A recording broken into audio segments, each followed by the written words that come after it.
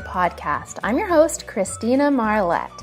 On this show, we talk about self-care that goes beyond bubble baths, chocolate, wine. It goes beyond manicures and spa days and massage. It even goes beyond nutrition and exercise and hydration and sleep. This is the self-care where we go deep, my friends. We go to the inside, where it can be, well, we can do all sorts of things to distract us from going to the inside, where it can be uncomfortable. And so this podcast is helping you venture forth into that unknown land full of mystery and uncertainty. But I promise that you'll come out on the other side with at least some skills and at the very most a whole new way of being. On the podcast, I like to talk about the 12 foundational skill sets of courageous self-care. And these skill sets are learnable by everyone.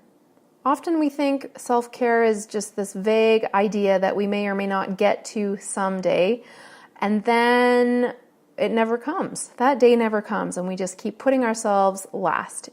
Where our to-do list is full of stuff for other people, and we don't tend to prioritize our own well-being. It can seem selfish and uncomfortable and guilt-inducing, but what we're doing on this show is what I'm doing. It's just me. Hello. What I'm doing is taking it from this vague idea and turning it into skill sets. These are things that we can work specifically on to improve our ability to be loving and caring towards ourselves. And why do we want to be loving and caring towards ourselves? Well, number one, it feels good. And number two, you teach people how to treat you. And so if you cannot even give love and attention and kindness to yourself, do you think anyone else is going to want to behave that way towards you? No. So if you struggle with relationships, I guarantee that self-love and a lack of knowing how to practice the skills of self-care are at the root of those relationship issues.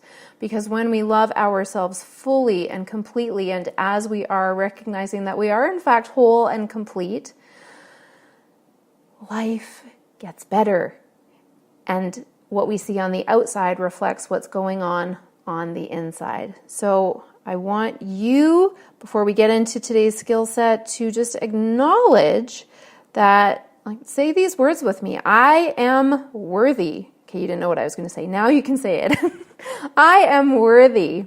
And another one, I am important. Say it with me, or whisper it, or repeat it in your head if you're in a room full of crowded people, and that would be weird to say. I am important. Okay, go. I am important. All right, so these are things that fundamentally our soul, the deepest part of ourselves that is connected to all energy of the universe, we know that, and we're having this human experience to help us remember that. The closer we can get to remembering that and experiencing ourselves as that whole and complete and worthy and lovable and loved human being, the better our life gets. So that's why we want to work on this stuff that can be uncomfortable, because it gets so much better. Okay, so the foundational skill set we're working on this month is, it's called, the fun title is called Honing Your Hunches. And what that means is learning how to access your intuition.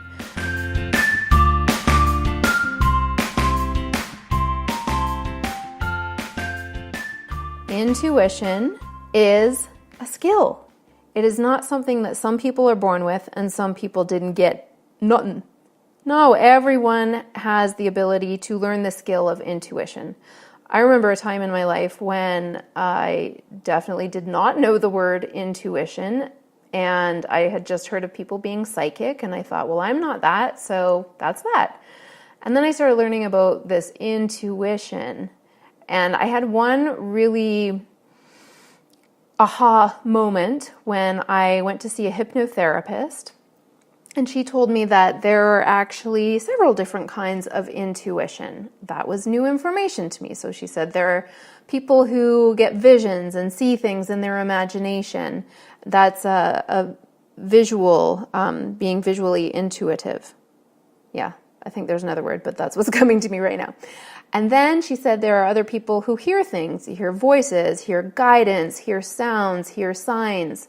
And that's audio clairvoyant, the audio intuition. Yeah. And then I thought, okay, those things don't sound like they're what is working for me. And then she said there's also kinesthetic intuition, the intuition where you get a knowing, you feel it in your body, you feel it in your bones, you can sense it in your gut, you just know things. And I had never heard that described as being intuitive before, but that is exactly what I tended to experience. And it didn't happen very often, but it had happened often enough to know that was, out of the three, that was definitely my strongest intuitive modality. And what's cool with intuition is as you learn to incorporate it as a skill that you are practicing and mastering, then the other ways of being intuitive start to wake up too. So now I do actually have imagination, like visuals and symbols and that kind of thing. And sometimes I do hear voices apart from my own, and like they don't sound like me. So that is, or they don't talk like I would talk. That's what I'm trying to say. So intuition can be accessed in so many different ways. And if one way doesn't work, then try another one, because it's worth having this inner guidance system that can help you with every aspect of your life. It's like having a secret ally that you can trust 100% of the time. So what I want to talk about today in more depth is the second point. So the first point is that intuition is a skill. Next, we're going to get into the second point.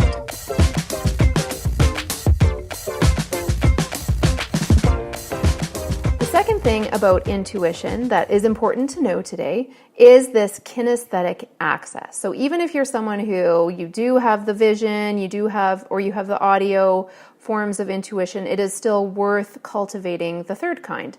And if you don't have those other two, and you think maybe you're a kinesthetic intuitive, then that could very well be. If you're getting a feeling about that, then you're right. So kinesthetic access to your intuition, I want to share with you an exercise that helped me learn how to access that intuition kinesthetically. It's called body sourcing. And body sourcing is using the sensation guidance of your body to know things. And there are two energies to be aware of. One is the energy of expansion. So that is like stretching. Right now I'm stretching my arms out. That is expansive. It really opens up the heart center. If you're alone and you feel like stretching, you can go ahead and do that. And then the other energy is that of contraction. So obviously the complete opposite, curling in, crunching down, getting small. So expansive is that big, wide open energy. Contraction is tensing and intense and curled and smaller. So here's what happens in body sourcing. You can actually use your body to help you make decisions. And often we go outside of ourselves to make decisions that other people can only give us their opinions on. And usually they have never lived our life completely, so they don't know the best answer. And if you are someone who goes out and asks for a lot of opinions, this exercise could be really valuable for you. Our best guidance is actually coming from within. And as you are learning to access your intuition, if it's not something that you've done a great deal of, you might make some mistakes at the beginning, or you might go against what your intuition is guiding you to do, and that's okay. That's how we learn. That's been some of my most profound learnings around building my intuition is, whoa, I did not follow my intuition on that one, and this is what happened. Message received. So what we want to do here is boost your intuition with your Bodacious Body, as I entitled this episode. And we can do that through body sourcing. So here is an exercise that I do with clients, and lucky you get to access it today just because you took the time to be here and listen. So this is something you want to do when you are not driving. So if you're driving, you can listen, but don't actually do it because your eyes will need to be closed. And if you're not driving, do it now because there's no time like the present. Okay, so first of all, I'm going to ask you to close your eyes, unless you're driving, in which case keep them open. And take a couple of breaths. And settle into this moment. Okay, so trusting that whatever image or memory pops up first is a great one to go with. Allow a memory of a time that was really happy and joyful to bubble up for you.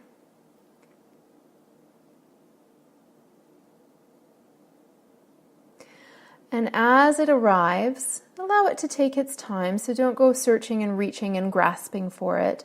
A time in your life, maybe in the recent past or way, way far long ago, it doesn't matter when it was, a time when there is a happy memory. And while you are landing there, take a moment in your mind's eye to look around. Notice what you see.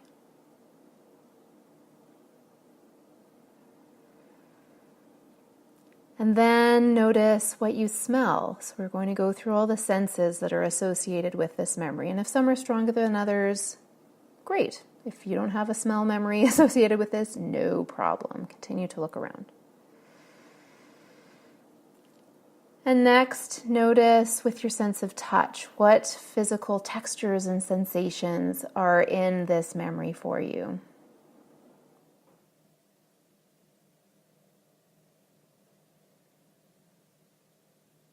And moving right along in your sense of taste. Is there a taste associated with this memory? Just simply be curious.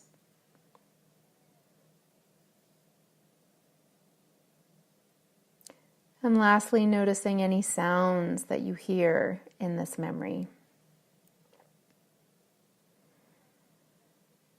And really allow yourself to fully inhabit this memory with your emotion of happiness and joy or lightness, with your physical senses that we've just explored, and with your emotions. So you will know that this is a great memory to have chosen if there's a bit of a smile on your face or a lightness to you. And now I want you to notice, just do a scan from the top of your body, from the top of your head, a fairly quick scan all the way down to your feet, and notice what physical sensation is there. So generally with a happy memory, we get a sense of expansiveness, this expansion I was talking about before. So it may be as simple as a lack of tension where you usually have tension. Or it might be lifted eyebrows. It might be the sensation of the muscles of your face smiling. You might notice energy tingling somewhere, maybe particularly in your heart center. Or you might notice energy flowing or warmth. So tuning into any sensation that feels like it corresponds with a sense of expansion. Find it physically as a sensation in your body.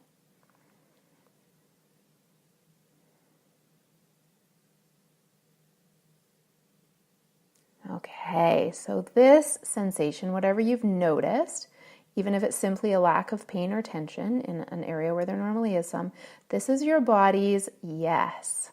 This is this physical sensation of moving forward with a yes. Okay, so let's take 2 breaths in through your nose and out through your mouth and let that memory fade away.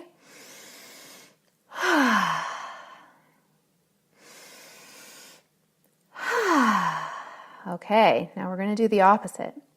So coming into allowing a memory to percolate up that is associated with a memory that is not so happy. It might be sad, it might be a time when you were angry, it might be a time when you were frustrated, a recent challenge or something long ago. So take a moment to let that bubble up. And yes, it might be uncomfortable, and that is okay. This is simply a memory. You are completely safe in the present moment.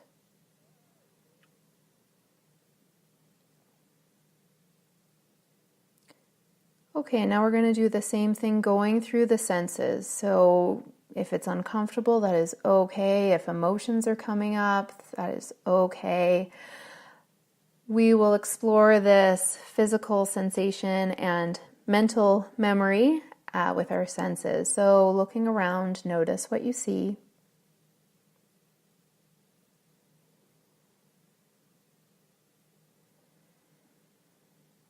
Become curious and see if there are any smells associated with this less pleasant memory.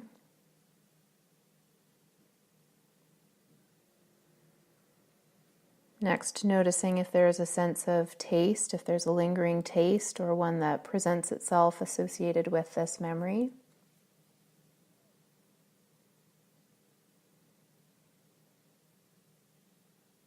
Next, tuning into any textures, anything that you feel with your sense of touch that you notice in this memory.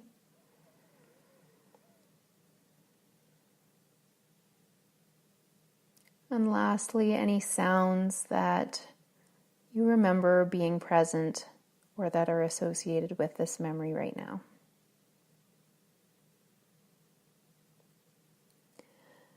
And once you've embodied this memory safely with your current body, the body has an excellent memory, now tune into the body scan. So noticing and being curious, are there any areas of contraction, of tension, of pain, of a sensation of blocked energy, maybe cold, furrowed, tight? So taking a moment to scan your body and see if there is anything like that associated with this memory. For me, I'm noticing a tightness, like a cord type sensation in between my heart and my belly button. So it feels like a cord that's being wound up. Okay, so this is the body's no. This is contracted. It's a no energy. And we're going to notice that, notice what it feels like as a sensation, and then we're going to let it go. So let that memory go. You might want to imagine it turning into white light and breaking up into a million butterflies and flying away. However you want to let that energy go, and we will do 2 breaths in through the nose and out through the mouth.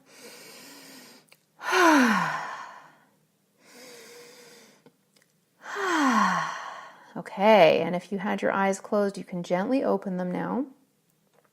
So this exercise that we just did is called body sourcing, and the purpose of familiarizing yourself with the energy and sensation of expansion and contraction is now you have a felt sensation of what your body's yes is and what your body's no is. And you can use this anytime you are making a decision, whether it's a big one or a tiny one.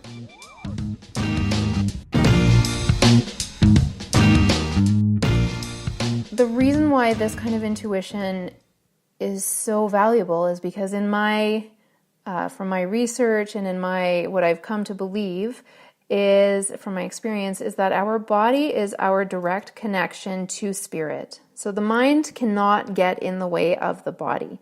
If you ask a question of your body, you're going to get an immediate answer, and it can't be filtered. Your body can only live in the present.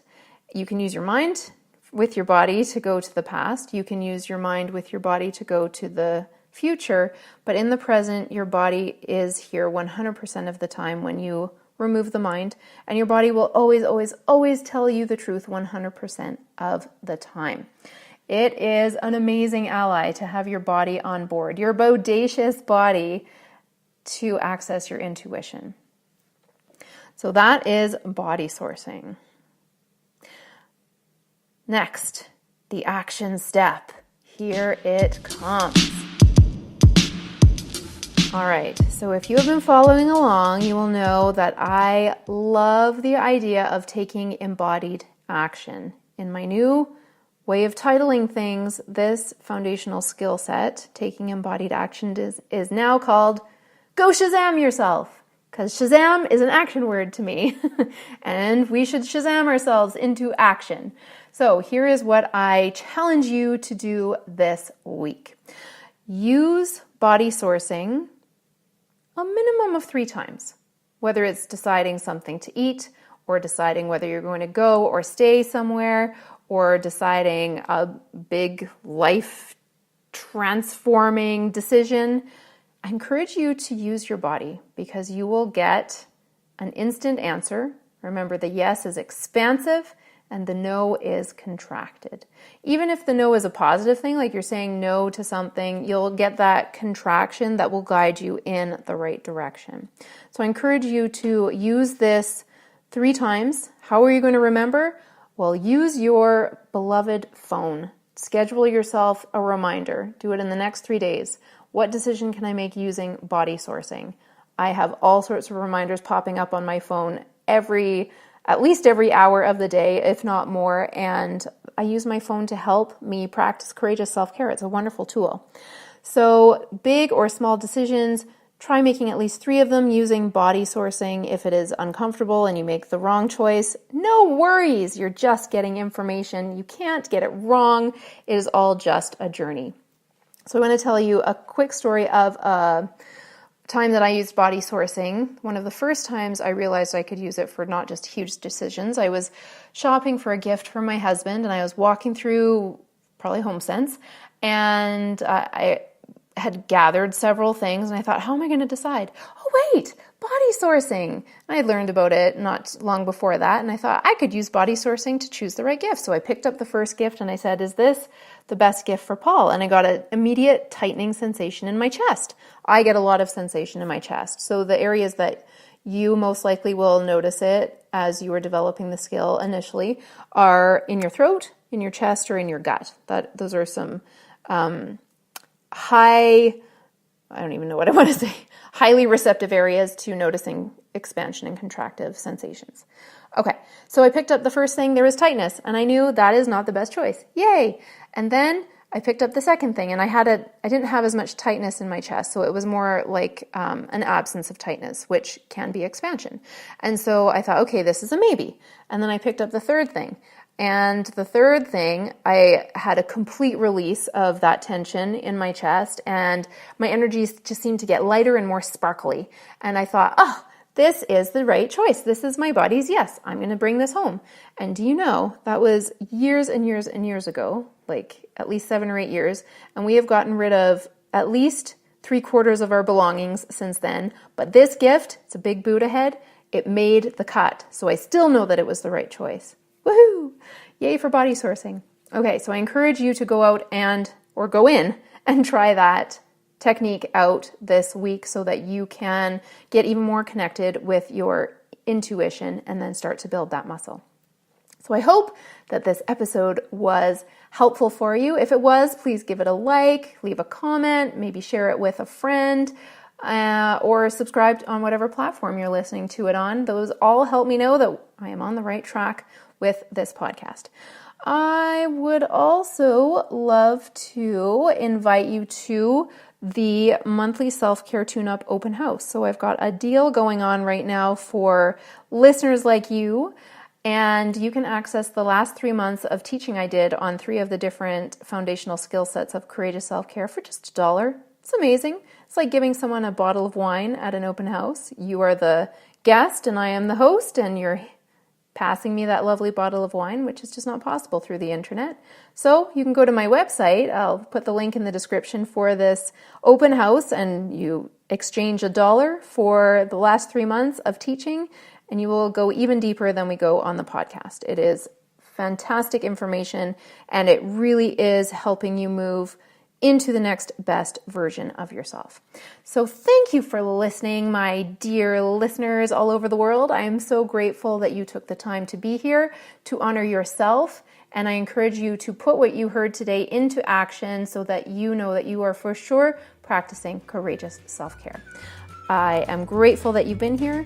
Thank you, and I look forward to connecting with you again next time. Bye-bye for now.